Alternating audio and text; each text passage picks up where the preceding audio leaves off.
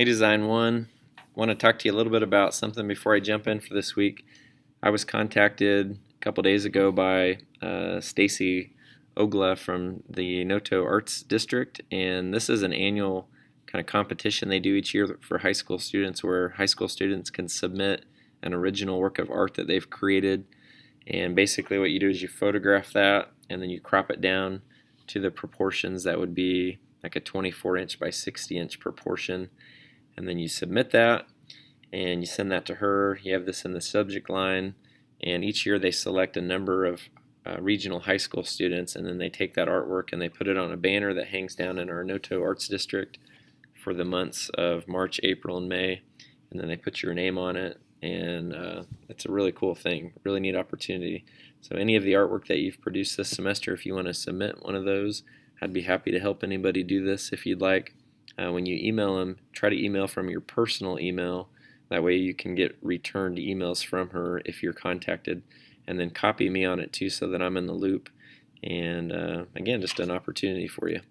So this week, I kind of went through this with everybody who was online this week, but I'm going to go ahead and kind of review this just real quickly so that you have access to it.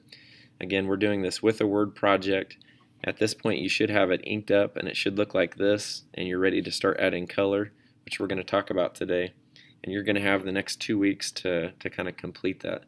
So take your time, be really thoughtful about the colors that you select and why you select them, and how they abide by one of the color schemes that we're going to review.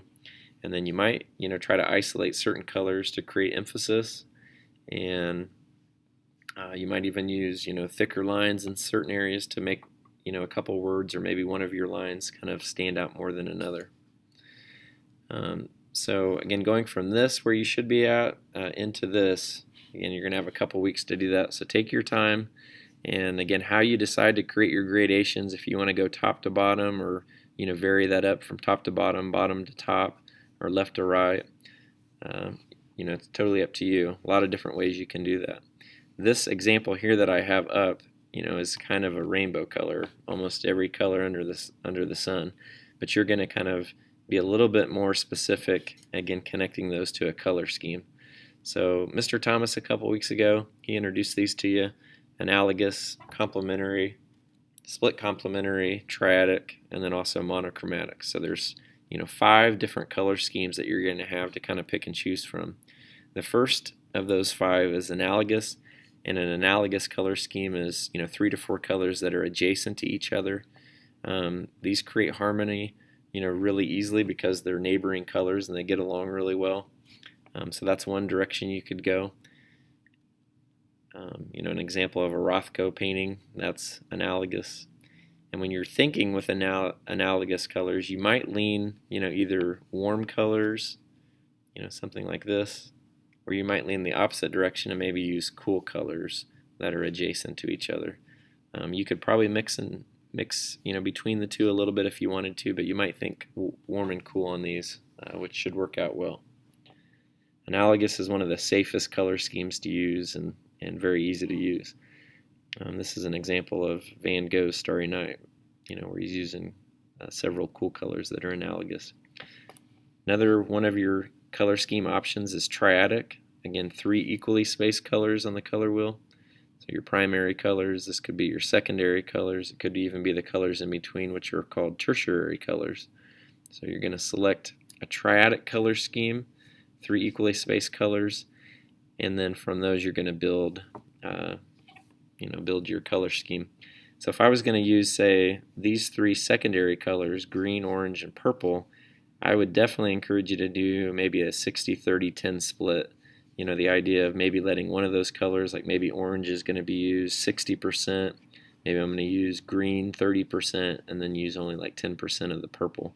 Let one of them be maybe more dominant than the other. Use one of them more than the others, and that helps kind of create more harmony within 3 colors that are really, really different from each other. And as you do that, again, depending on your color or your colored pencil sets that you have, you can have several variations of orange, several variations of green, maybe tints, tones, and shades, or different variations of intensity, just as long as they fall under those 3 colors, though. Kind of some examples of those. Again, a Matisse painting where again he's very heavy on yellow, and then the red and the blue are kind of more supporting colors. Complementary are colors that are completely opposite of each other. This is, in my opinion, kind of a more difficult color scheme to use, especially if you try to use these two colors in equal amounts. They conflict each other quite a bit. They're very harsh when you put them up next to each other because they are color opposites. So red and green, yellow and purple, blue and orange. So if you do go with one of these, a complementary color scheme, you let, like say purple and yellow, you might use like 80-90% purple variations and then 10% yellow. And I think if you use them in really unequal proportions, it'll tend to be more pleasing to the viewer's eye, at least I think in my opinion. So Van Gogh, much heavier on blue, little less on the orange. Kehinde Wiley, green and red combinations. An Edward Hopper version of complementary colors, red and green. Notice that his greens aren't super bright, they're really dull. Sometimes if you use lower intense colors, that tends to be a little bit easier on the eye. Then the last color scheme we're going to talk about is split complementary. And split complementary are colors that are opposite of each other, but instead of just using the opposite color, which would be purple from yellow, you use the two colors that are adjacent or next to that color. So these three colors create a split complementary color scheme. Okay, gives you a little bit of variety within complementary colors. That was a Picasso. Here's a Van Gogh. And then the last option would be to use monochromatic, which is one color and then tense tones and shades and different intensities of that one color. All kinds of possibilities here. This is Picasso, where he's using blues from his blue period, and this is a Thomas Hart Benton, really pushing the darks and the lights nicely. And then just a couple examples of, one probably more successful because the artist has pushed the range of values. This one probably not as successful, at least in terms of value, because there's so many midtones kind of in between. So the last thing to think about is how you want to create emphasis within your word portrait. Maybe it's a line, maybe it's a specific word, maybe it's a specific word that repeats itself. Within those areas, maybe you want to isolate a specific color within your color scheme. That's one way to do it. Maybe you want to use value contrast. Maybe there's one area that has the most contrast between darks and lights, and that's going to make it pop. All kinds of possibilities. So just be sure you kind of consider those possibilities. So again, those different color schemes, you're going to select one of those: analogous, complementary, split complementary, triadic, or monochromatic. And then you're going to begin going in to your inked up version and actually shading.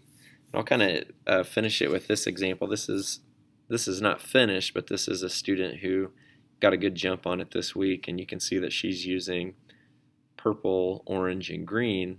And again, those three colors create a triadic color scheme. They're all equally spaced, and you can kind of see where she's going.